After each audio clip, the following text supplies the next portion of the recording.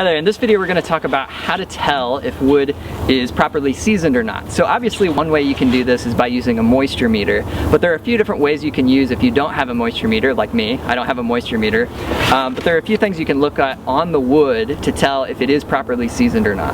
Okay, so we're going to talk through those, and just so you know, these methods primarily come from a document where I sort of saw this list, and it's from the University of Tennessee. I'm going to put a link down in the description below so you can see it if you want to see the original one.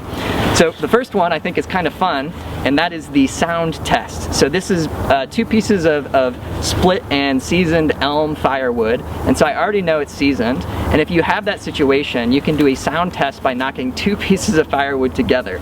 And so if the wood is seasoned, it's going to make sort of a hollow, like ringy sound, whereas if you have two pieces of unseasoned wood that still has high moisture content, then it's going to be more of like a dull thud or thump sound, okay?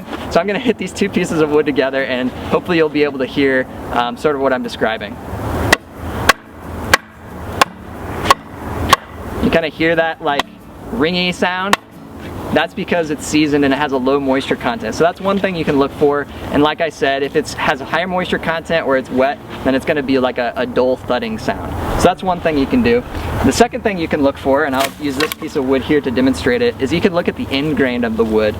And if you look closely at the end grain, when it's seasoned, it's going to start cracking on the ends. So if you see cracks forming in the wood, then that's an indicator that it is seasoned or dried. If it is green wood or if it's still quite wet, then these cracks will not have formed yet in most cases. That's sort of the rule of thumb. And then one more thing that you can look for is actually the weight of the wood. And so this is kind of difficult to tell between different species of wood, but if you have a piece of one type of firewood, so say you have a piece of oak, and you know that piece of oak is green, and then you have another piece of oak, and you're like, this one might be seasoned, let me test it. The seasoned one should be quite a bit lighter than the unseasoned or green piece of oak, assuming that the pieces are the same size, right? So generally, it's going to be lighter when it's seasoned. That's another thing you can look for.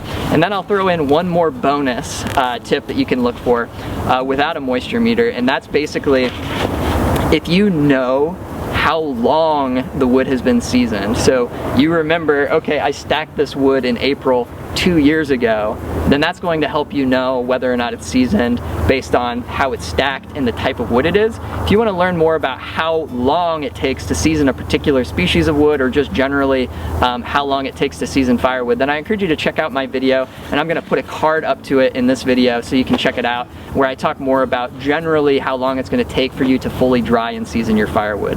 So with that, I hope you found this video interesting or helpful, and I encourage you to please hit the like button for us. That really helps our channel out. And with that, I'll see you guys next time.